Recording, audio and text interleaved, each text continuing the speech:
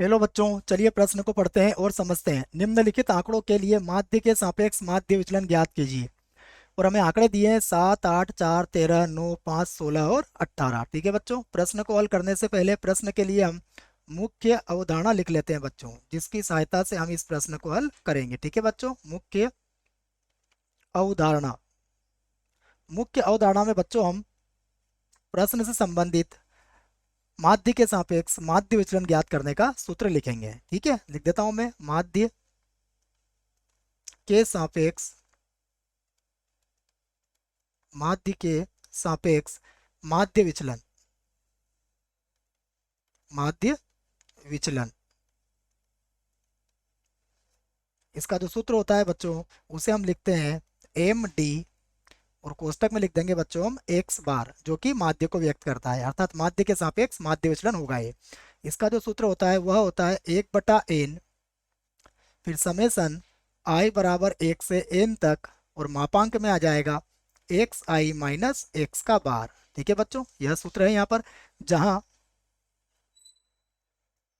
जहां बच्चों एक्स बार जो है वह क्या कहलाता है, हमारा माध्य। ठीक है, तो माध्य जो होता है वह क्या होता है बच्चों, यह होता है प्रेक्षणों का योग बटा प्रेक्षणों की संख्या, या फिर आंकड़ों का योग। जो भी आंकड़े हमें दिए गए हैं बच्चों, आंकड़ों का योग और बटा आंकड़ों की संख्या। यह एक्स बार का मान इससे निकालेंगे बच्चों, आंकड़ों की संख्या। ठीक है, यह सूत्र मैंने लिख दिया दोनों ही आपके लिए। चलिए बच्चों, प्रश्न को लिखते हैं। देखो क्या दिया है प्रश्न में, तो प्रश्न में हमें कुछ आंकड़े दिए गए हैं, तो मैं आंकड़े लिख देता हूँ। प्रश्न के जो आंकड़े हैं वह क्या है, देखो आंकड़े।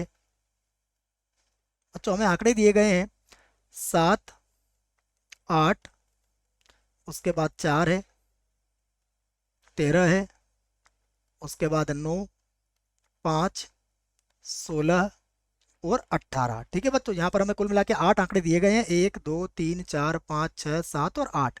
ठीक है, तो सबसे पहले क्या निकालेंगे बच्चों, हम इनका माध्य निकालेंगे।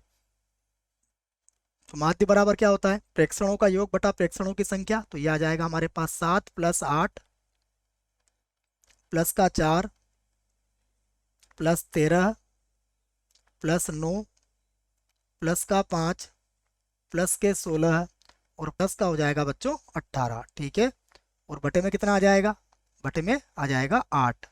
ठीक है बच्चों, जोड़ लीजिए इन सबको। तो देखिए जोड़ने पर क्या आएगा हमारे पास आएगा एक्स बार बराबर ये आ जाएगा बच्चों 80/8, अर्थात एक्स बार बराबर कितना मिलेगा हमें, हमें मिल जाएगा एक्स बार का मान 10 बच्चों।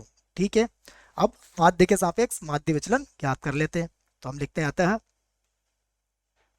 माध्य के सापेक्ष माध्य विचलन के लिए सूत्र क्या है बच्चों, इसका सूत्र है एम डी, और कोष्टक में आ जाएगा एक्स बार, जिसका सूत्र है 1/n सिग्मा आई बराबर 1 से n तक, और मापांक में होगा एक्स आई माइनस एक्स बार। ठीक है, तो यहाँ पर सारे धनात्मक मान लेना है बच्चों। तो देखो यहाँ पर क्या हो जाएगा, 1/n, n में कितने पद है हमारे पास, इसमें 8 पद है, तो ये भी हो जाएगा समेसन आई बराबर 1 से कहाँ तक, 8 तक, और मापांक में आ जाएगा बच्चों एक्स आई, और एक्स बार का मान कितना आया हमारे पास 10। तो अभी सभी आंकड़ों को बच्चों हम क्या करेंगे, 10 में से घटा लेंगे। ठीक है, तो देखो घटाते हैं। सबसे पहले आएगा 1/8, और अब कोष्टक लगा लेते हैं और सारे आंकड़े घटा लेते हैं बच्चों। देखो सबसे पहला आंकड़ा क्या था हमारे पास, सबसे पहले था 7, तो 7 में से हम 10 को घटाएंगे तो कितना बचेगा 3, और प्लस का ही लेना है बच्चों क्योंकि मापांक लगा हुआ है। ठीक है, इसी प्रकार अगला आ जाएगा 2, उसके बाद आ जाएगा 6,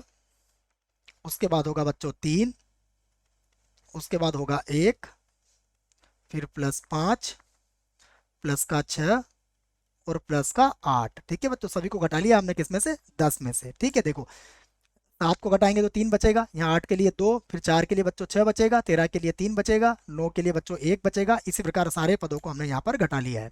अब इन सभी को जोड़ लीजिए। देखिए तो ये होगा 1/8, और जोड़िए बच्चों इनको, देखो 3 और 2 5 और 6 11 12 13 14 15 और 5 20 हो जाएगा बच्चों 26। 26 और 8 बच्चों देखो जोड़ेंगे तो आ जाएगा हमारे पास 34। ठीक है बच्चों, 26 और 8 कितना हो जाएगा 34। अब इसको 8 से भाग लगा सकते हो बच्चों आप। सबसे पहले इसको 2 के पहाड़े से काट दो बच्चों, तो ये हो जाएगा 17, और ये आ जाएगा 17/4। ठीक है बच्चों, आप चाहो तो इसको आगे भी हल कर सकते हो, अन्यथा बच्चों यह भी हमारा आंसर होगा। ठीक है, हम चाहें तो बच्चों इसको भाग भी लगा सकते हैं। देखो भाग लगाएंगे तो 4 का बड़ा 4 बार बोलेंगे, फिर दशमलव आ जाएगा, उसके बाद आ जाएगा 2, और उसके बाद आ जाएगा बच्चों 5। तो यह भी हम हमारा उत्तर दे सकते हैं। आशा करता हूँ बच्चों आपको इस प्रश्न का उत्तर समझ में आया होगा। धन्यवाद।